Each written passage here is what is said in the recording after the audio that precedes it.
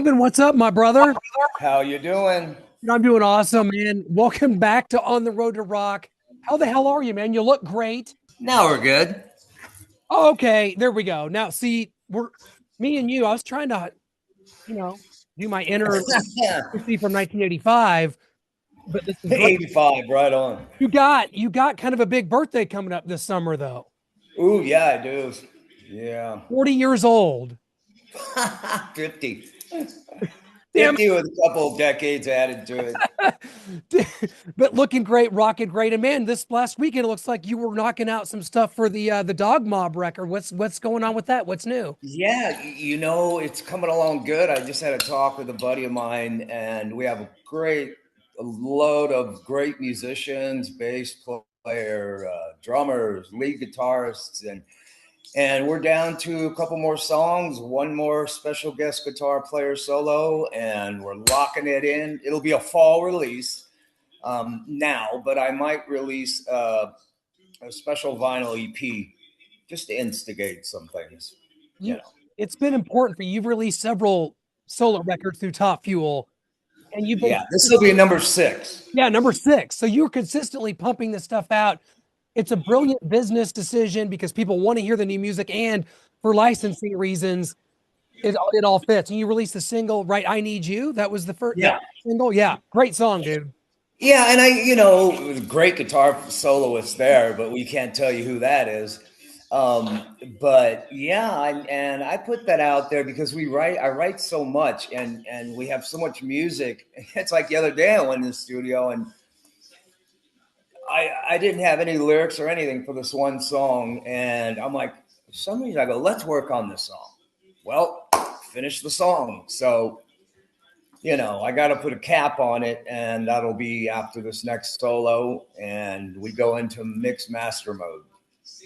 Okay, so you've had Joel Hoekstra join your band, man. What a great dude that he is. He's Oh, on the show a million times. What are the shows been like, and what's Joel been bringing to the live show, man? Joel's been bringing just light. It's just refreshing. I've had many players, respectable players, and Joel, I knew it a long time ago. I'm like, I'd love to have that guy play. Even do some rad stuff or whatever. And the opportunity came up. I go, I need some new blood, better. And I gave him a call and I go, you want to join the Rat Bastards? And who knows where it'll go from here?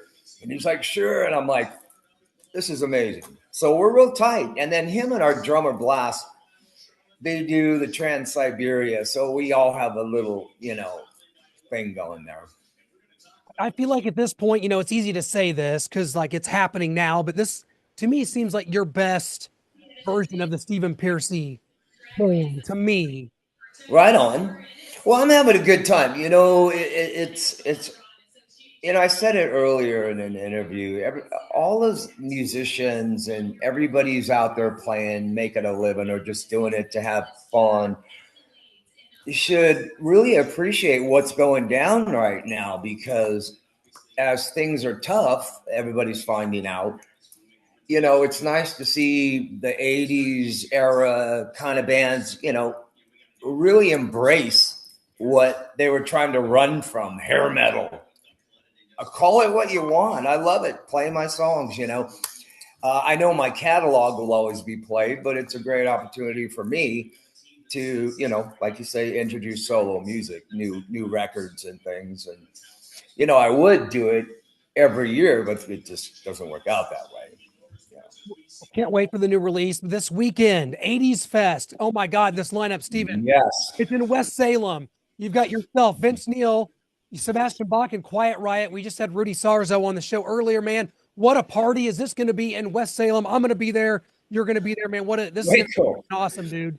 Waco, I call it the Sunset Strip experience, and that'll rear up soon enough. But I like that, and we're playing the Hard Rock Live in day before Yep. In the Chicago area there, Yep. Chi-town, in Gary, yeah. yeah, Gary. So everybody come out to that. I might be giving away a guitar at that show. Do a raffle. Show me number ticket 29. You win a signed guitar. That's old school. I love it.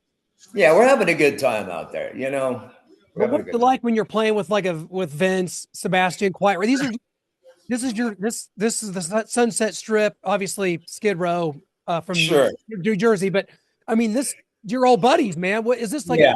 Is this a fun time hanging out, or is everyone kind of stick to themselves, or is it kind of a backstage party? No, it's a free for all. Everybody, knows everybody and gets along, and that's the best thing. Like I say, the camaraderie is hitting back, because of the way things are, and it's nice for everybody to support. But no, it's just a big party out there. You know, Nothing's changed with the rat and roll game with me. It's been a party, and it's lasted a long time. Maybe sobered up, but it's still a party. My meet and greets are like backstage. Yeah, go check out official Stephen Pearcy. You can get your meet and greets for both those shows this weekend.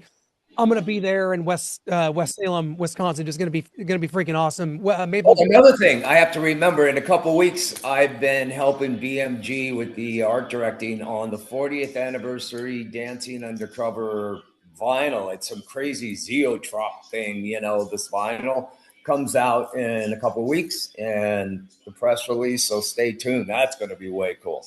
I'm so glad you brought that up. 40 years of Dancing Undercover, which is right up there at the top of my favorite Rat albums. And so are you doing some more songs from that on this summer to kind of commemorate that, or is it? Yes.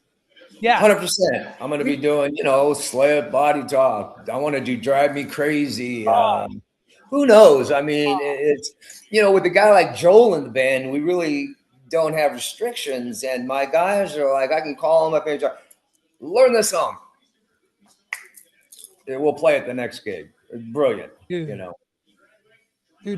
Dancing Undercover 40. It's hard to imagine 40 years, but it's Yeah. crazy. Every year there's a new anniversary. And I'm just thinking this, I'm going over this with some friends, talking about the best 80s albums. And I'm telling you, could you put Rat's 5 albums, starting with Dancing Undercover, ending with Detonator, up against any band, any artist of the 80s? And I don't think that you can beat it because even Motley Crue, I like Theater of Pain, but it wasn't that well received.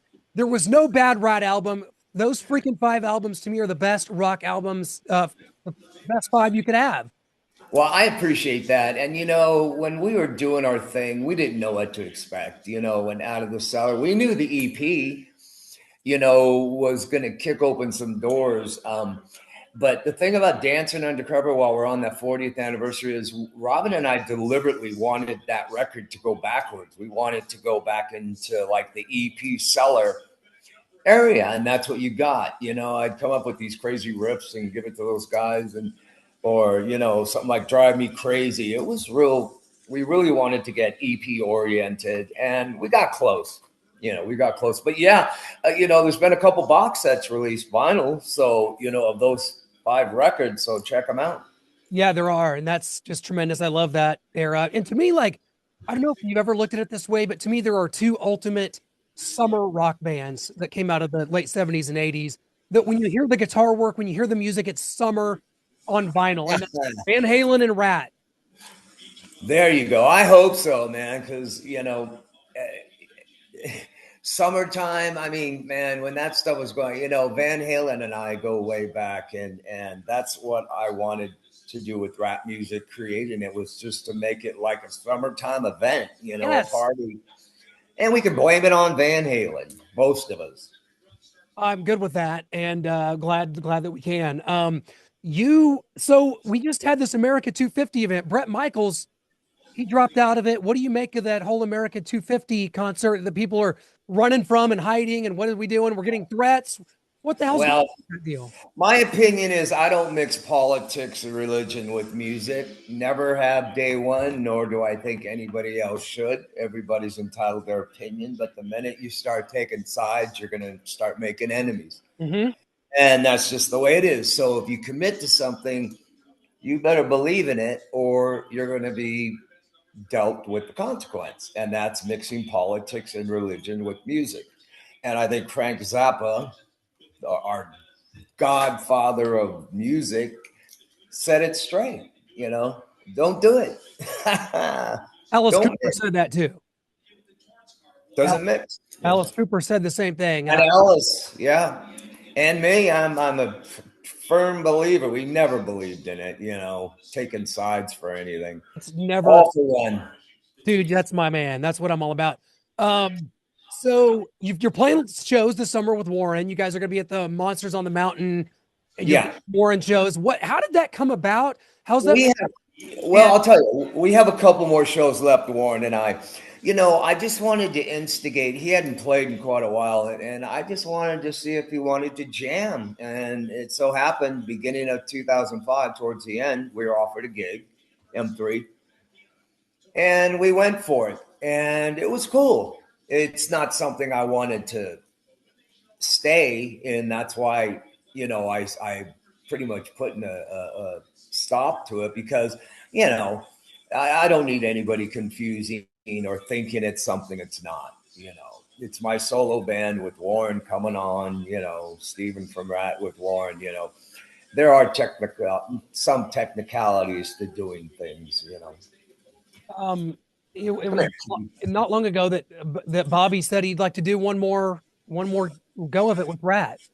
Yeah, Bobby would like to do a lot of things, but some things are just, it's nice to believe and think, and I've made every effort I could over the years, and finally came to the decision that it starts where it stops where it starts, and that was with me, and I'm just happy just to play it and put it out there while I can because I'm going to kick back eventually here. I love going out and playing more than ever. It's great. I mean, to do the meet and greets and meet the kids, the grandkids, and then I fuck with the audience. Your kid's in bed. I know we all know what's going on.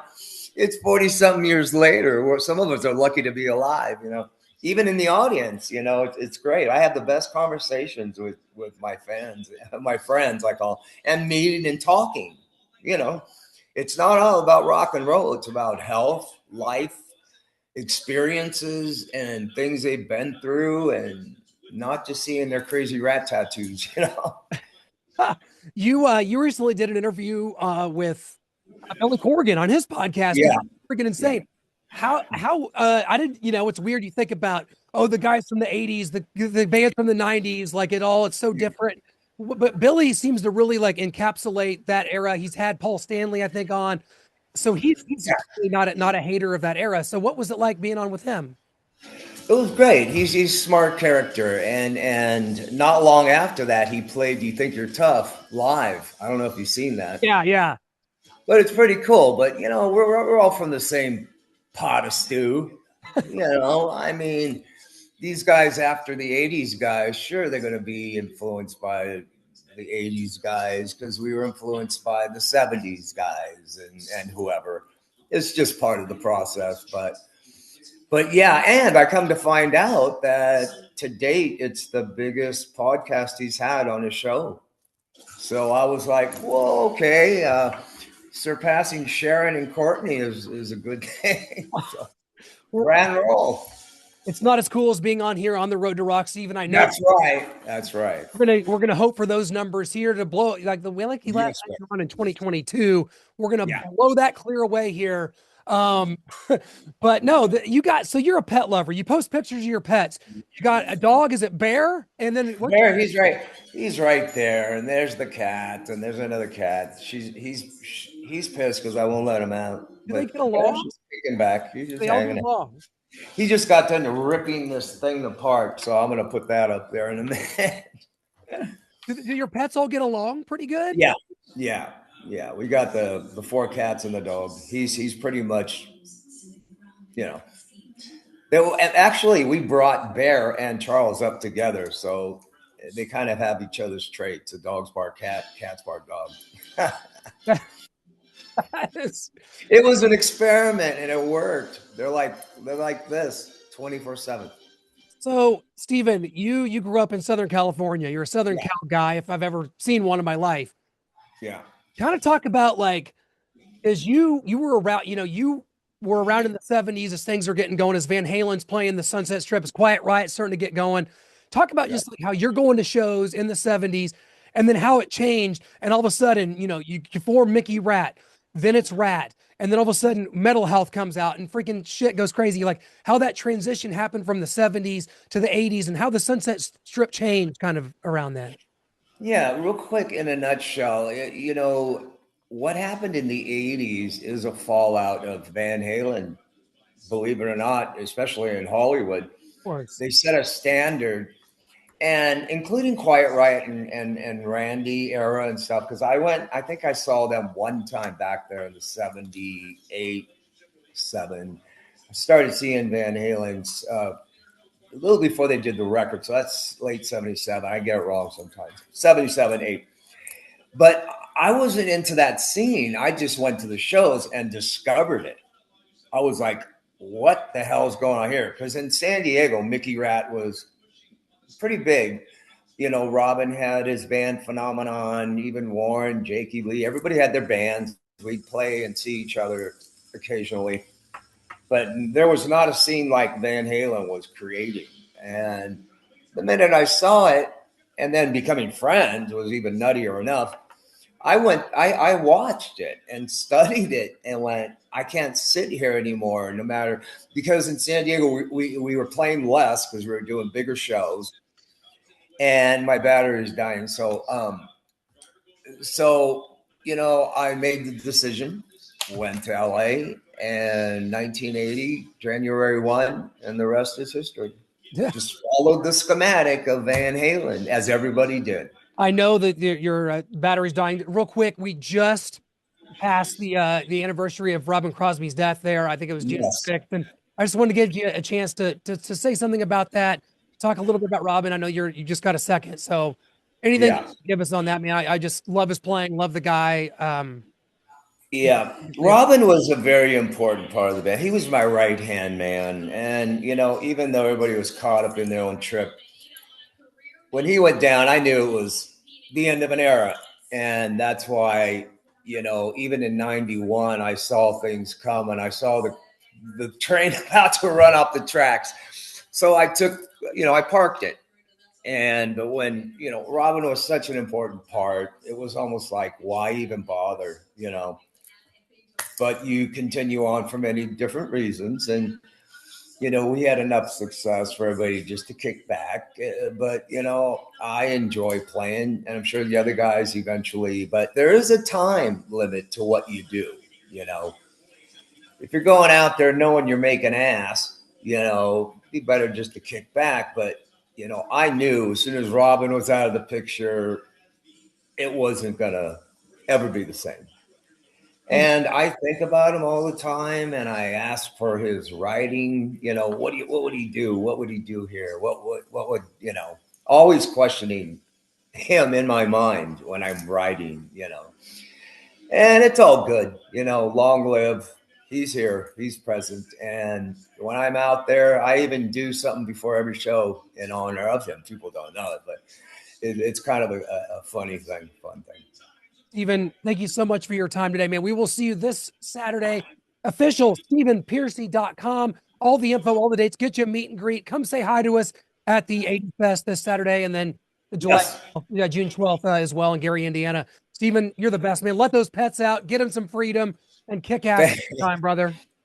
Thank you, man. I love you, brother. See you guys. Always. Thank you. Talk soon.